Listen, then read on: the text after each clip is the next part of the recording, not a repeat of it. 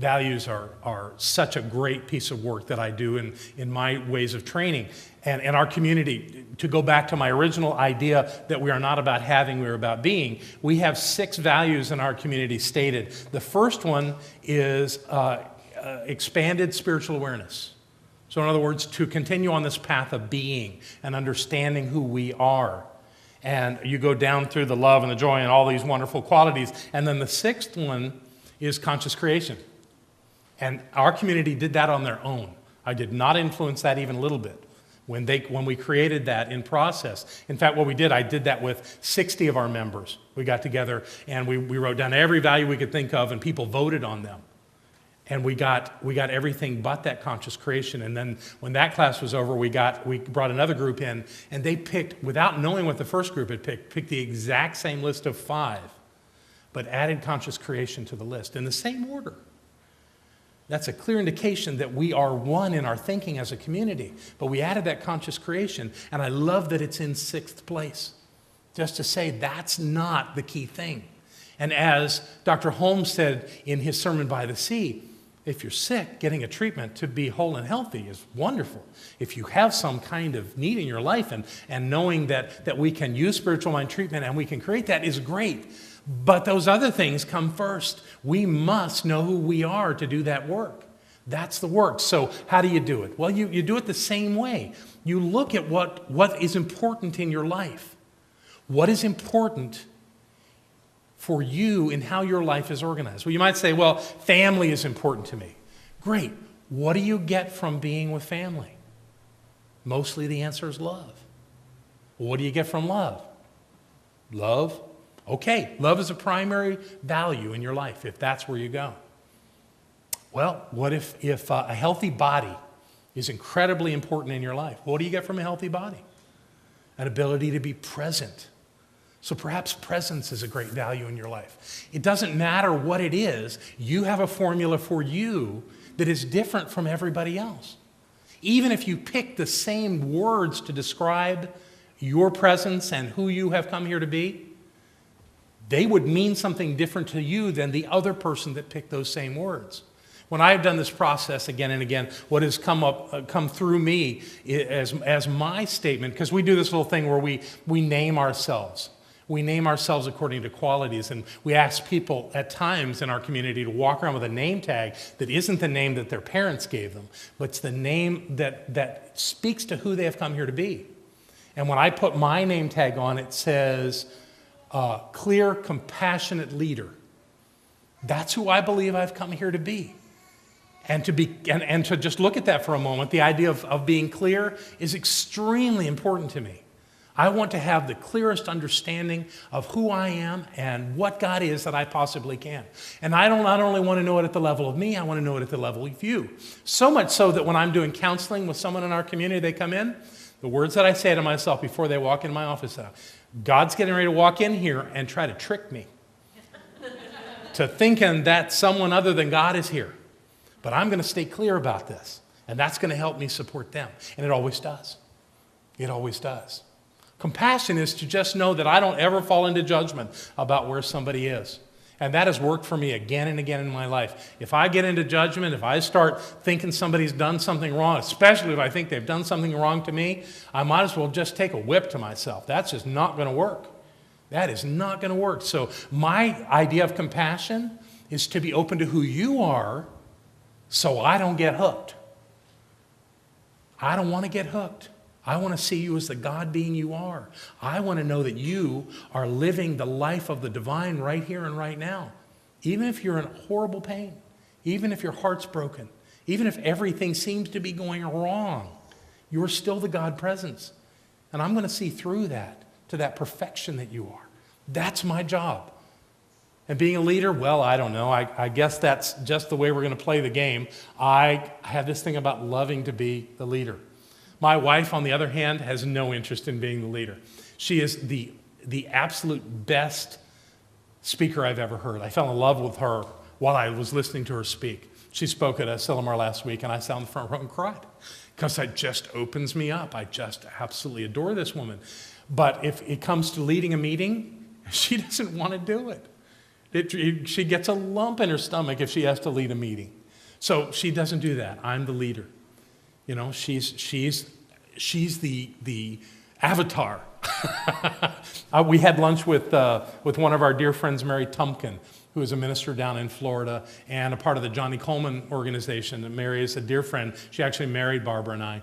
And we went to lunch with Mary, and I shared with her, as I'm about to share with you, that I'm a candidate for the president of our new organization, CSL. And Mary, thank you. That was not campaigning. And Mary laughed, and we were at lunch in Florida, and I had on my flip-flops, and she looked at me and she said, you know, if there was a president of people who wear flip-flops, you'd run for that too, wouldn't you? Busted. I'd love to create change and create opportunity in the world. So we'll see how that goes. There's a couple of really good and qualified people that are also candidates for that. So we'll let that be its perfect unfoldment. Yet I have to say I have that same great desire for something amazing to happen in this coming together. You know, we had this amazing movement that was blowing the world away in the way it was growing. And then there was this separation, this falling into two camps. And we did that for 50 some odd years. And when we look back, there was some growth, but there was also some dropping back at the same time, to where United, I actually had a conversation with a leader in United, maybe 8 or 9 years ago, and we looked at it and he said, you know, that we haven't had any more churches in this movement since the 1970s. You look in a 1970s Science of Mind magazine, and you look there now and check the directory, it's about the same number. Not the same names, but about the same number. So we're going to stop all that. We're back together now, and we're going to create something extraordinary in the world for the world to really take note of. That's the work. That's where we're going. And trust me, that's not an ego-based movement. I have no interest in being some great legend in my own mind. What I am interested in, though, is being a part of something great, being a part of something powerful that touches all those lives, all those people everywhere that are looking for this teaching, that are looking for a better way of life. I don't know of a better way. Gene Houston said that we have, in the Science of Mind, the greatest teaching in the world. We just haven't found our speaker, our mouthpiece yet. And I think that's ridiculous. And I honor Gene Houston, but she's wrong. We have them in J. Scott Neal, and in all of the other people who will stand forward on every street corner, according to Dr. Holmes, and speak this truth into the world. That's what we are. We are not one iconic person that stands forth. We are a movement of people that believe and practice the truth. And that's what makes this work. Back to my point. Being all that we have come here to be. Being all that we have come here to be. So that's how I play it out in my life. That's what really works for me. And if you would do a little inventory in your life, if this seems a little bit of a mystery to you, if the idea of being who you've come here to be doesn't quite seem to fit yet, maybe it does. Maybe you know right away and could tell me immediately who you are.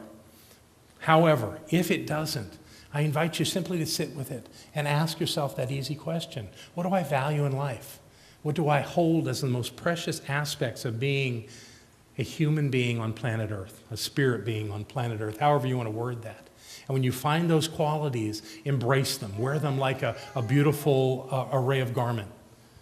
And let that be the truth about you. And what you will find is that when you are being true to that, your heart will open, you will be absolutely present, and you will be loving your life. Your life will be working for you.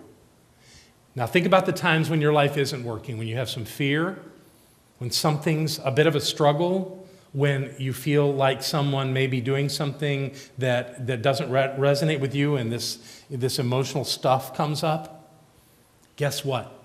That's when you're not being who you've come here to be. Now, I'm not saying that God isn't in that, because God's in everything.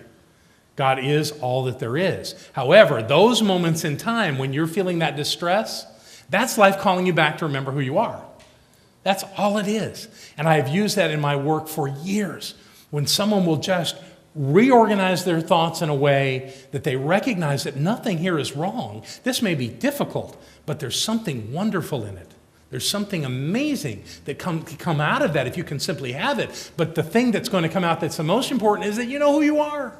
that you are aware of yourself as the divine presence, that you are being who you have come here to be. And the beingness comes from that self-awareness. That's always the foundation of everything that we do. And as soon as you align with that again, you got it. So, in my case, if I'm in a struggle of some sort, and I go, ooh, who am I being? Am I being who I've come here to be? And the answer is usually no in that moment. And I realign to know that I am a clear, compassionate leader, then I can't do that anymore. It just doesn't work. And I realign with who I am, and life starts working again. It's a great tool for that. Am I being who I've come here to be? And then I move back into it, and it works. I had a situation, United has a process, United Centers for Spiritual Living, soon to be defunct, has a way of bringing ministers into licensing level. And the way we do that is that we assemble at a Selamar, and we pray on these candidates, and they go off and do what's called a panel. They sit with 3 ministers, and those ministers question them in a way to see if they really are up to this right now. The answer is never no, but sometimes the answer is not yet. And they go through this process.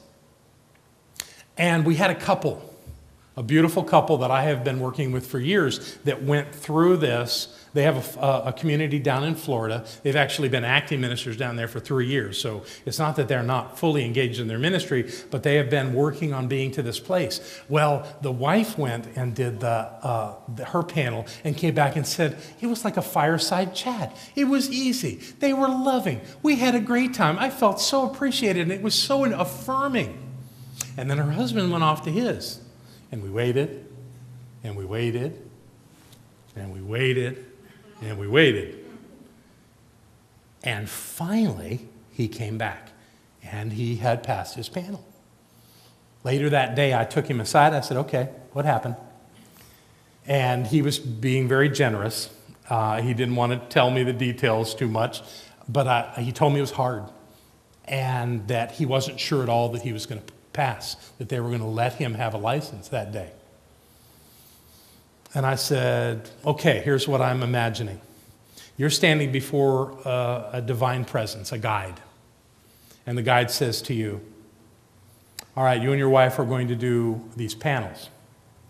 One of them is going to be a cakewalk. It's going to be a fireside chat. It's going to be easy. And one of them is going to be tough.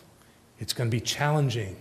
Whoever's in that panel isn't going to be sure for a long time how this is going to turn out. Which one do you want? Of course, he would never ask his wife to go through that kind of hell. And it all made sense. And could it be that easy in life? That when we know who we are, wherever we are, whatever we're faced with, is the divine presence awakening us to the power that we hold to make our lives work. There is no separation between God and us. It's all one. It's all one. We are the creative essence of our lives. I mean, you've heard this a million times, but you will continue to hear it because all of us can know it better. And I guarantee you, whoever stands before you saying those words is saying it so they remember too. This is a journey that has no destination, but is a journey filled with love and opportunity. The fun part is when we're being who we've come here to be. So I invite you to do that in your life, to be exactly who you've come here to be every moment that you can. Let the rest fall away. And I guarantee you, you'll have everything you need, everything you want. Your life will be full and rich at every level in every way. For you are the divine. That's the truth. And so it is. Thank you.